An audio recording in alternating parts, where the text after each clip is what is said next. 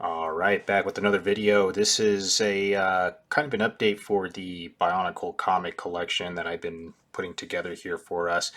And this time, rather than just a comic, we have ourselves a TPB or trade paperback. The Bionicle trade paperback published in 2004 by DC. In fact, February of 2004. Which was just a little ways after the first comic of Metro Nui came out, when the Toa Metro were first showcased in that sort of series. Now, this kind of being a unique cover, I believe it was only available to the Lego Club members initially as sort of like an exclusive deal, pretty much containing every single comic between 2001 and 2005, or the first 15, or as I like to call it, and maybe implicitly implied by the cover, the first the Matanui saga is essentially what this particular trade paperback cover covers. So from the time that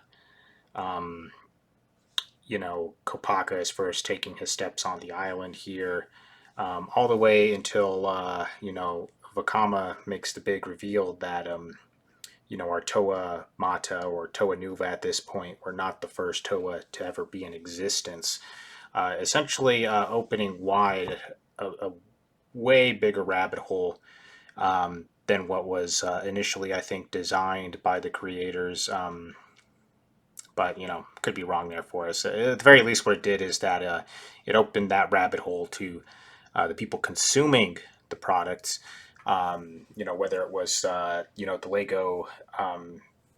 Lego sets themselves, or Technic sets, or the online web novels, or games, or in this case the comic books, which I was definitely consuming by this point in age. So this is a fairly good copy of this TPP that I was able to grab here for myself.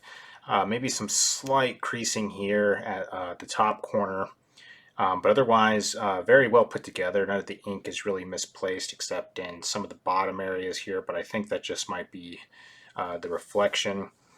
Spine, of course, looking just as good. Nothing here that I can see that I would be putting any complaints on anytime soon for the quality of it. And the back, of course, is just a quick synopsis page. Something here for everybody to pretty much know what is getting covered inside this particular trade paperback. Of course, it has the official DC logo here, as well as Lego. Of course, bionicle.com for any other knowledge that you want to have about this universe. And there's a lot of knowledge to have from it. And probably the most noteworthy thing here is that all it says is Volume 1. So by this point, Lego and DC clearly know that there's going to be a lot more coming in, as far as Bionicle comics go. But I do believe that this is actually the only trade paperback published by DC. There was no Volume 2 or 3, although there certainly could have been. Maybe up to 5 volumes, depending on how much they were willing to stuff within each trade paperback. And this one, as far as trade paperbacks go, is a little bit small. 6 by 8 inches is the overall dimensions of the product there. And it's still a very fine addition to the collection. But just to show you some comparisons here, I do have the Paper Cuts trade paperback, which was published quite some time later, and obviously doesn't have the same exact quality of the DC comics, or the DC trade paperback published here. In fact, I don't even really treat them as well, though I probably should start doing that, because these guys are starting to become small fortunes of their own, especially any hardcover ones that are circulating out there. This is a softcover trade paperback. And probably the biggest difference between this one and the one that I have here, the trade paperback from DC. Again, this one covers the first 15 issues. This one only gets up until, I think, just to the defeat of Kotick and Godok, which is kind of a weird place to stop, which because that means it kind of stops right before the final issue of the Borak saga, where Dark Toa Nuva are just kind of revealed there. So this is kind of an awkward stop. This actually gets up to the cliffhanger that I think was always meant to be when Vakama did make the big reveal about the first Toa. But this is small. Well, this is small, and this is even smaller here. The paper cuts version of of the trade paperback. But just to give an idea of what and I'm sure many of you guys know what a regular trade paperback size is. I have the new 52 Supergirl here. I also have one for the Archie Mega Man comics, which these are pretty standard size. You can see two different publishers, Archie and DC, that are actually sharing the exact same dimensions. Although this one might look a little bit bigger right now compared to the just because it's elevated and the lighting there for us. But this is a fairly particular important part of the collection because it is kind of a unique individual piece for the comics and how they go. I don't suspect that I would be collecting all the trade paperbacks, though. I pretty much have all of them already.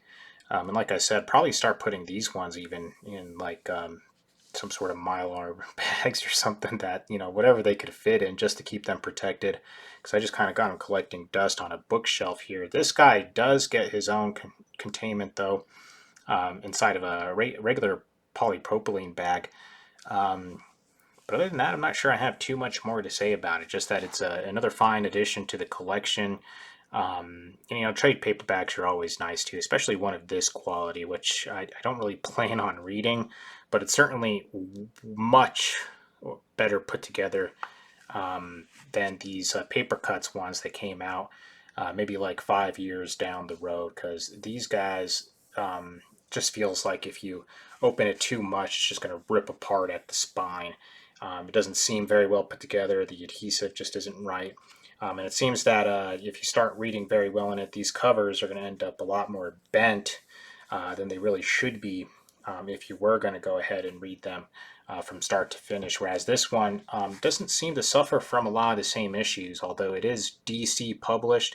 I would hope by this point DC knows exactly how to produce a trade paperback, and they certainly do, because they're still coming around doing it.